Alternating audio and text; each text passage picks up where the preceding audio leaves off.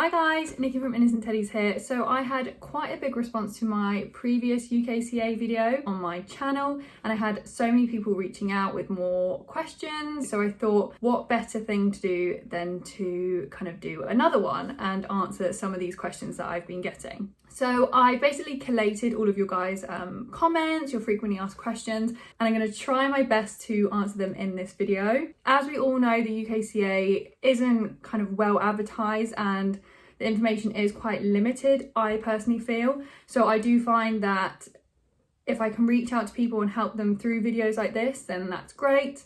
If you guys know any other resources, please feel free to comment them in the comments below, and let's just build this little community up so that we can help each other. So for any newcomers to the channel or to the UKCA process, you're probably sitting there thinking, what even is this UKCA that she's talking about? So the UKCA basically stands for UK Conformity Assessment, and it basically is a marking on products that basically demonstrates that they're compliant with the UK rules. So the purpose of this legislation is to basically ensure that we have safe products on the market when we buy them, and it basically requires manufacturers to show exactly how they produce their product and, for example, their toys, and how they meet the safety requirements. So basically the UKCA has to be put on a whole range of things, and it's a huge kind of minefield to navigate, and it covers all sorts of things to electrical equipment, to aerosols, but also and fundamentally while you're here, it needs to be on toys. So toys need to be safe when they are put on the market. And yes, this even means our small businesses' handmade toys. So I don't really want to talk about the actual testing process too much because I talk about that a bit more in my previous video. So do go check that out if you haven't done so already, because I go through kind of what you need to do to test your own handmade products. But in this particular video, I just want to go through some of your guys' frequently asked questions. Just to say and reiterate, this video is just full of my interpretations of the research that I have done. This is not legal advice, and you will need to take personal responsibility for your business and your own liabilities. So like I said, this information is all just my interpretation of the research that I have done. So I do highly recommend and suggest that you do your own research also.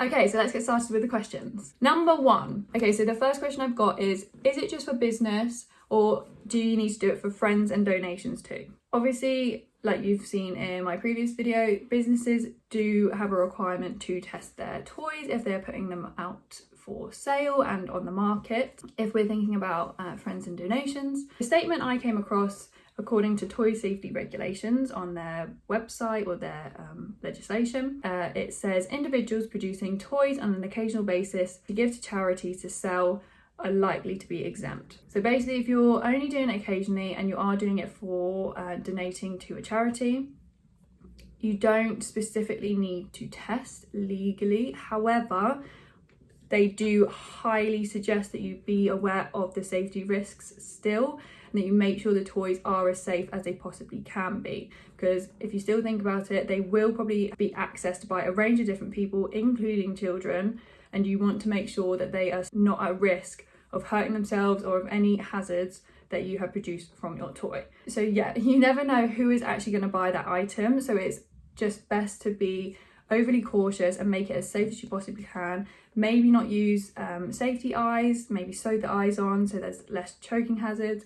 Maybe don't do long tendrils or like tentacles, that could be like strangulation hazards. So I would highly suggest to make them as safe as possible. And again, this is all just what I found. You will need to do your research as well, but make sure and double check with your local training standards in case you actually do need to test them, for example, in your local area. So similarly, I guess with your friends, try and make them as safe as possible. If you know they're going to babies, use specific yarn that you know is safe for babies' use, if they're going to be chewing it and things like that, and make your friends aware of the possible risks. Always double check with your local training standards if you are unsure. Okay, so many of you asked about safety eyes. So safety eyes do need to be tested as well. So if you want to just eliminate this completely, you can just stitch your eyes on, and this literally gets rid of the need to test those particular areas. But obviously, safety eyes being hard parts of the toy, they still do need to go through that testing process. Again,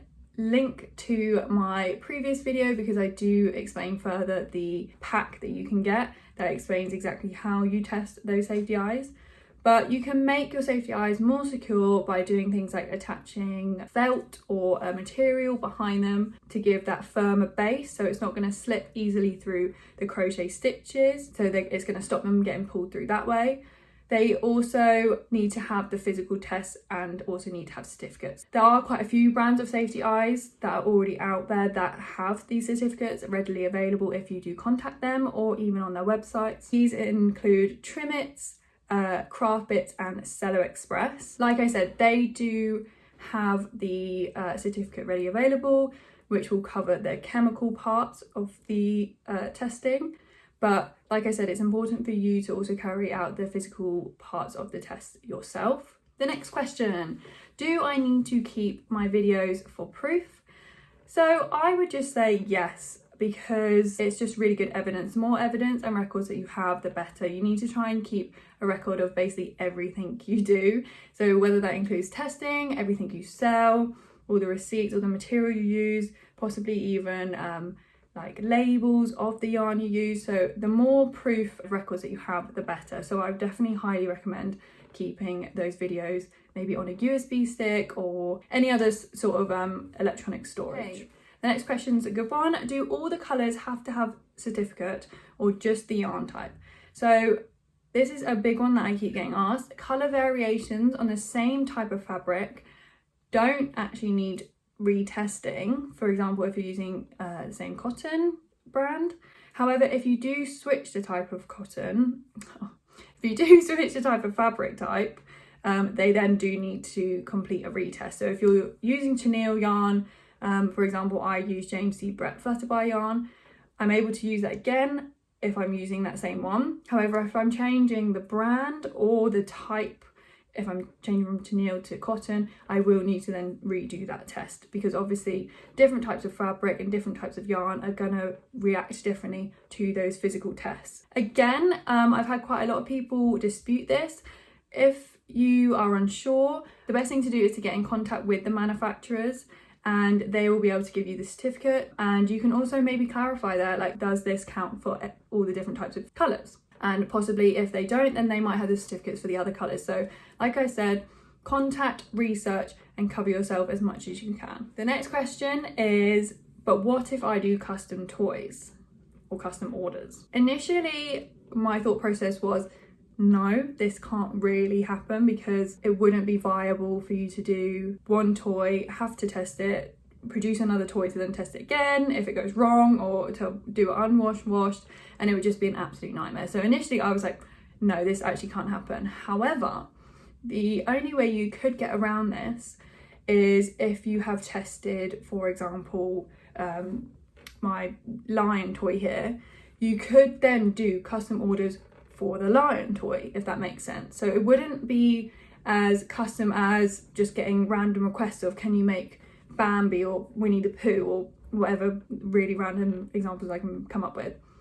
However, you could do custom orders on teddies that you have already tested, if that makes sense. So there are kind of ways around it, but it is still limited. But I hope that kind of makes sense. Do I need to send all these papers to someone? So in short, no. They are basically just for your own liability and your own records, so that you've got yourself covered and things like that. However, there are Facebook groups, there are websites that you can send them to kind of experts to have a look over and to check that are right and you're doing the right thing. But in short, they are just for your own personal record. Do I have to buy a new technical file or certificate for each new design? So if you go back to my previous video, I know I keep referencing it, but in that video I do explain where you can get said technical file that I'm just talking about now.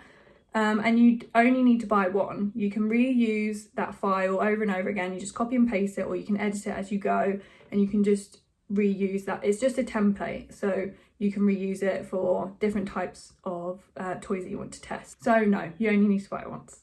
Will it work if I clearly state they're not toys? No.